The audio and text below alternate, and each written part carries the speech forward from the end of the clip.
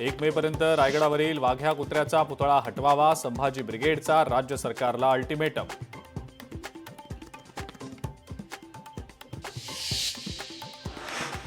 पुण्यामध्ये उद्या शिवसेनेची संवाद बैठक. एकनाथ शिंदे पदाधिकारी आणि शिवसैनिकांना मार्गदर्शन करणार. आगामी स्थानिक स्वराज्य संस्थांच्या निवडणुकीसाठी घेणार संवाद बैठक.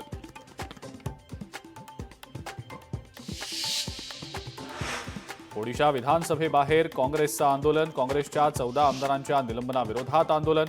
पोलीस आणि काँग्रेस आंदोलकांमध्ये झाली झटापट.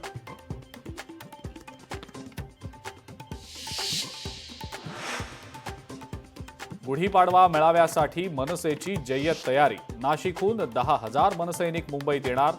ग्रामीण भागातल्या कार्यकर्त्यांचा मोठा सहभाग.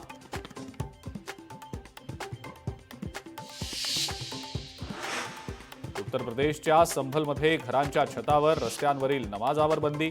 उत्तर प्रदेश पोलिसांनी जारी केले निर्देश.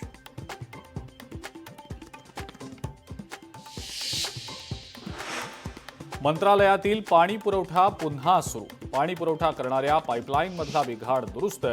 मंत्रालयात गेल्या 2 दिवसांपासून पाण्याचा होता तुटवडा.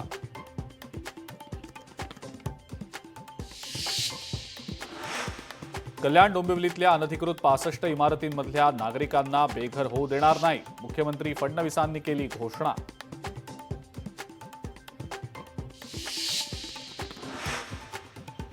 राज्यातल्या काही धरणांमध्ये 35% तर काही धरणांमध्ये 50% पाणी साठा उपलब्ध.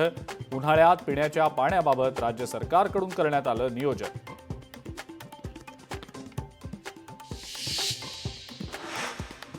नांदेडच्या आदिवासी शासकीय मुलांच्या वसतिगृहात सुविधांचा अभाव. वसतिगृहात अस्वच्छता आणि विद्यार्थ्यांना दिलं जातंय निकृष्ट जेवण.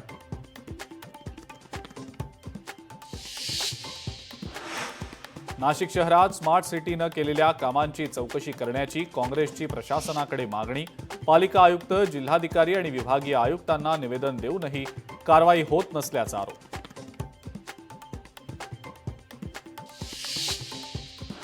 लातूरमध्ये पाण्यासाठी ग्रामस्थ आक्रमक. पाण्याच्या टाकीवर चढून शोले स्टाईल आंदोलन. घागरभर पाण्यासाठी ग्रामस्थांना करावी लागतेय वणवण.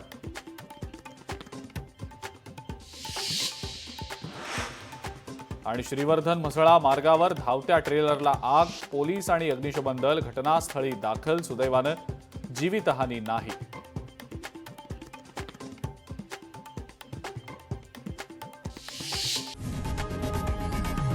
लोकशाही मराठी ऐका, पहा, जागरूक रहा.